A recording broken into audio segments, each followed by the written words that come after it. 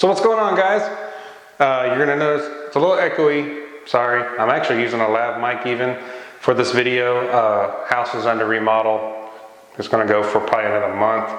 So I haven't done any cooking videos. My shed right now has equipment all in it. House stuff as well while the remodel goes on, so I can't brew either. But I've been meaning to do this video for a little while. This is actually the blonde ale that I brewed back in I think May on the Clawhammer system, and that was the one that was like the guinea pig beer. As you can see, it's a really clear beer. Let's get a little closer on it, huh? As you can see, it's a nice, crisp, clear beer. It actually had more head on it when I poured it. It was actually like a 2-finger head. It has dissipated, but yeah, look at that clarity. Little condensation on the glass, but man, that's a beautiful color. And the beer smells great. I have had sips of it before and drinks of it, but I wanted to actually kind of talk about this beer. And actually we're going to talk about the Thai Ginger Saison that I brewed also, that is now kegged and ready to talk about as well. This beer, cheers,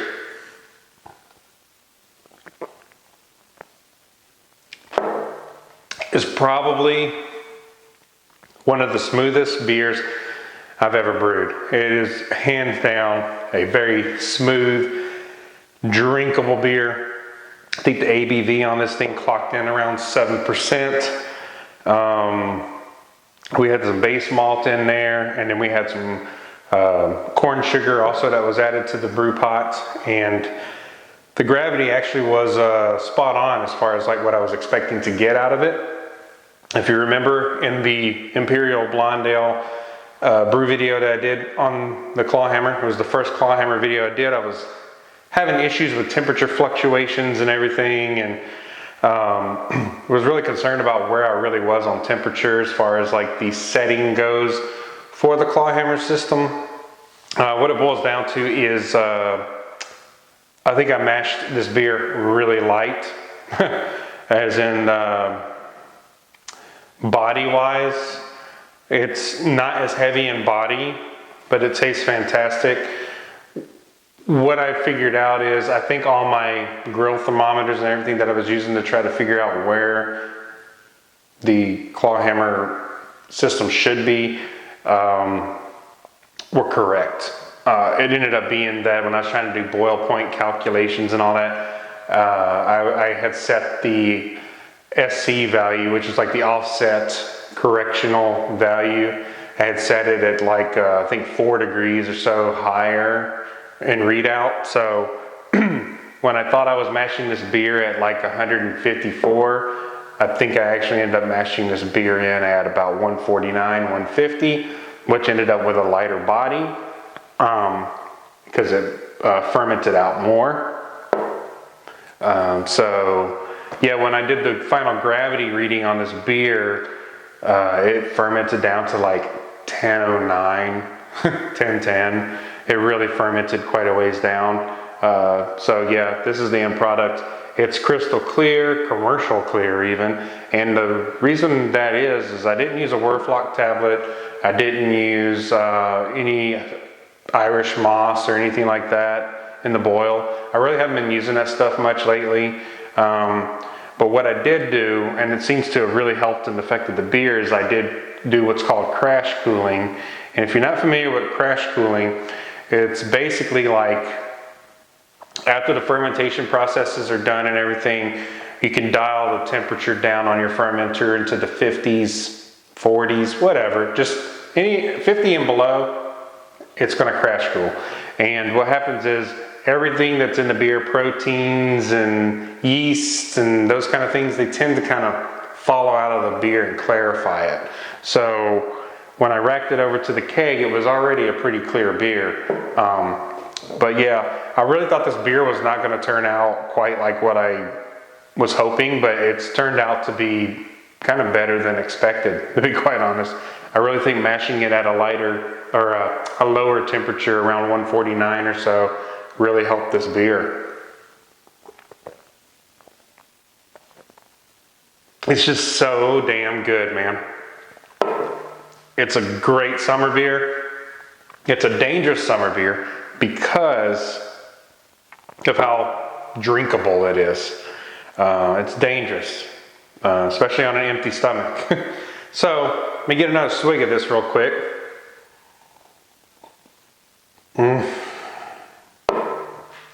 Let me go get the Thai Ginger Saison, cleanse my palate a little bit, and we'll talk about that one too. Okay guys, I'm back with the Thai Ginger Saison. You can see color-wise, it looks like a Saison. Very light yellow in color. This is the blonde, and yeah, the blonde actually looks like a darker beer just because that's how much lighter in color the Saison is.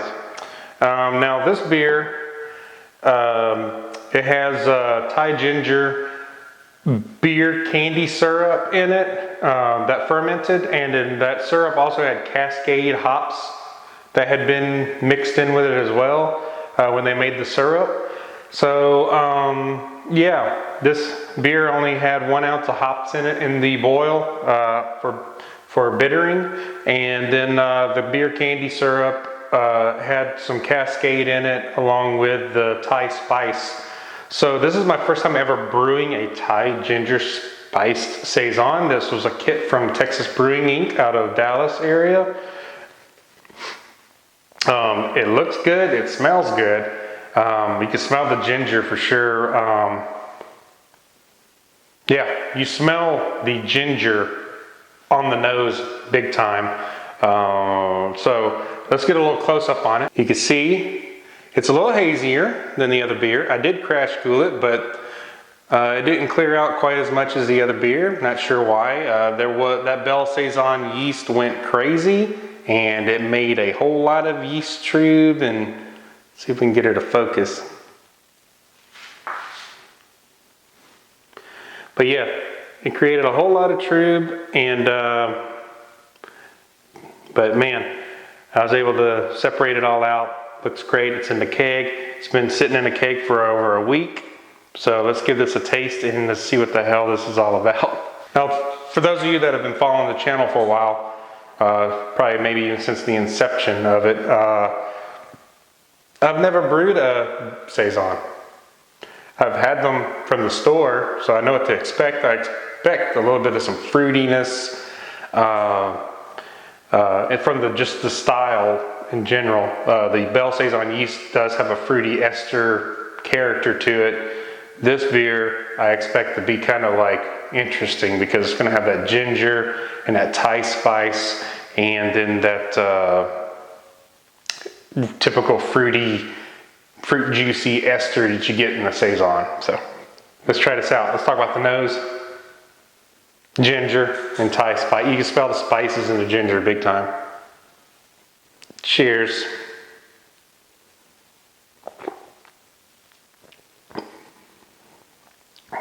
Wow. Man, that's pretty good.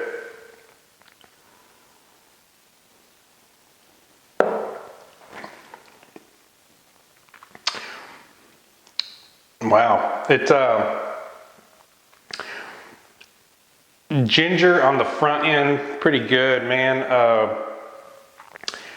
If you've ever had a wheat beer, it kind of has that wheat beer taste to it. I like it. I like my blonde more.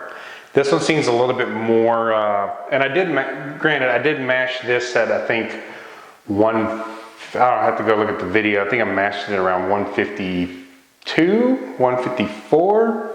Can't remember. So it has more body to it for sure. It definitely has more body than the blonde, big time.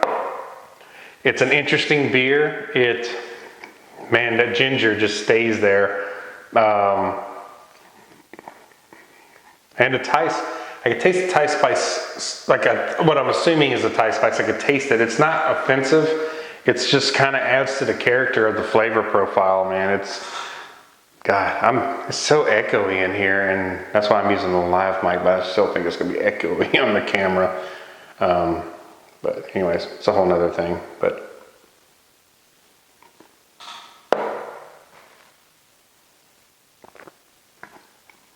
it's good, man. It's good. It's a summer beer. such a summer beer. As a matter of fact, I think for those who are like new to craft beer, or maybe they don't drink a lot of craft beers, one thing I've noticed personally with craft beer is like, if you find that the first one you drink of a style is not quite what you're expecting, or a bit offensive, or maybe like you just kind of, the truth of the matter is, don't stop at the first pint. Drink the first pint and then go back and get a second one, because what ends up happening is your palate or thing tends to adjust and you end up wanting more of it. This beer, for example, it'll take you by surprise for sure. Especially if like you're used to drinking just regular off the shelf Miller Lite or whatever, which I highly advise against. It's just water. I mean, if you drink Miller Lite, I'm sorry, but like a lot of those beers that you buy, they're just like $20 for an 18 pack. It's mostly water and rice. I mean, there's just nothing flavor profile to those beers. It's nothing like these craft beers. But this one, if you, if you just let it warm up to you, you'll drink quite a few. Like me first, but here I am wanting to drink more and more of it already. It's a pretty smooth beer. Right on the tongue. It's delicious, man. I could drink a lot of these. And the ABV on it, I'm trying to remember. I think it was like a 1060 initial gravity. So it's probably up there around the 6 to 7, I would think. Sorry guys, I'm bad at record keeping. I brew the beers, and when they're done fermenting, I drink them and I share them with my friends. And I love making the beers. This is one of my favorite parts of this hobby. I started out to brew my own, because I was like, man, craft beer is kind of expensive. I can brew my own, save money. Of course, I've said this before in earlier videos in the past. It starts out as a money-saving thought, and you just kind of do some extract brewing on the stovetop. Now I've got a full-on 240, 20-gallon system in my shed, and it just keeps growing, and it's a passion. It's a true passion. So yeah. And you can make your own beers and share them with your friends, and then listen to them give you all kinds of compliments. I mean, it sounds funny, but like, to be honest with you, man, as I've been brewing, I personally can see the improvements in my style, in my product. And I hear it from folks. Folks always say, why don't you start your own brewery? I hear that all the time. It's like, why don't you start your own brewery? And it's like, I don't know, man. Maybe when I get closer to retiring from my day job, maybe I'll do something like that. Maybe I'll open up a microbrewery / barbecue joint. I don't know. But with this COVID-19 crap, like, if I had opened my own business, boy, it probably would have went under. Just the way this whole virus has impacted things. And the government's, locking everybody down and stuff. So economically, I probably would have failed, because brew pubs, you got to go there and drink, right? Unless you can do growlers to go. But these beers, man, beautiful beers. This one's hazy, but most of the saisons I've bought in the store, they're pretty hazy too. So it must be just something about the beer style in general, or the yeast, that they kind of come out like a hazy beer. Now this blonde has been sitting in the keg for maybe 4 weeks. It's clear, man. It looks like something you would buy off the store shelf, and it tastes better than most of the blondes I've had off the store shelves. Yeah, I'm a big fan, and I would definitely brew this blonde beer from Texas Brewing Inc. Actually, yeah, not a shameless plug for Texas Brewing. They didn't sponsor this video at all. I'm a fan. I'm a fan of their kits. This is an all-green kit. It's their Imperial Blonde Ale. I don't think I paid but like $35 for it, if I remember correctly. And if you order a certain amount of ingredients, they ship it for like a flat rate of like $7. And then the more ingredients you buy or recipes you buy, the shipping actually, I think, ends up being free after you hit a certain limit on spending. But this beer, I've brewed a lot of beers, and kits wise, for a blonde ale, this one takes the money. And they said in that recipe for the blonde to ferment it, or to mash it at like 154, but to be quite honest with you, I'd probably mash it at 149, 150, just because I like the way it turned out, and that was completely by mistake and miscalculation. But like I said, I don't keep a, I know this is getting kind of chatty, but I don't keep a book of like just stuff that I've done. Like what I do is I'll go into Beersmith and I'll load all the recipes in there, and then they're in there, and then they're in there for good until like my Beersmith subscription expires. But I plan on keeping Beersmith around because it's pretty cheap to keep. It's like 13 bucks a year or something, or 20 bucks a year, which is nothing. I've pissed away money on other things. 20 bucks, what's 20 bucks, you know, in a year? So, anyways, guys, I didn't want this to be long-winded. It kind of got there. I'm filling the beers already. This one is really freaking strong. This one is equally as strong. These are both, I would put in the category of like, seems like they're sessionable, but they're dangerous beers. But you can get both these beer kits at Texas Brewing online if you want to try them out for yourself. The key thing about brewing beers, this is the key thing. If you want a good beer to come out, man, it's temperature when you're mashing. Pay very close to that. Try not to stray from your mash temp. And then your fermentation temp is crucial for each style. These are both fermented in about the 68 degree range. And I'm a huge fan. I love ales. Now that I've got the stasis system, I can do some lagers as well. And that's just a whole nother ball of wax that I plan on diving into more. But these are both beer kits, nothing I conjured up, and they're great.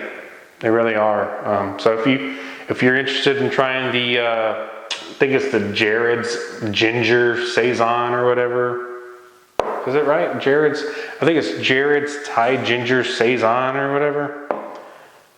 Give it a shot, man. And then this one's just their Imperial Blonde, and they sell it in an extract version, and they sell it in an all grain version. But I'm a huge fan. I've been meaning to just kind of I haven't done this in a while, guys. I haven't like talked about the beers I brewed. I just sit there and drink them on camera while doing other beers. But I felt like, you know, the fact that I can't create any other content at the moment while my house is under remodel and the shed is full of stuff, I felt like at least putting something out there for you guys to maybe enjoy. But I haven't done beer tasting vids in a while, but here we go. I'm gonna double fist. Cheers, guys. Appreciate everybody supporting me through these times. I know life is rough right now, globally, especially here in America, it's terrible, but we shall get through this. I'm gonna do the Ginger Saison.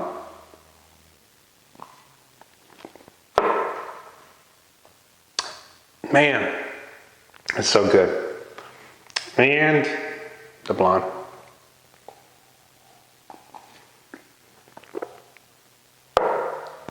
Wow, they're just so different.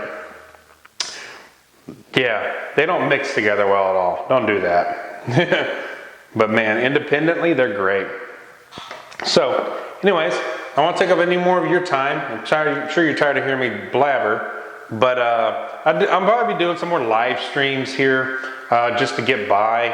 I won't publish them. I mean, you catch them, you don't. Live streams have never been about like putting them on YouTube, monetizing or anything like that. Because in my live streams, I have a filthy mouth. I cuss. And that's just how I am. Like live stream, YouTube proper. But yeah, join me on a live stream sometime. I throw them out there just on a whim. I get get bored and say, hey, guess I'll do a live stream. So catch me on a live stream whenever you get a chance.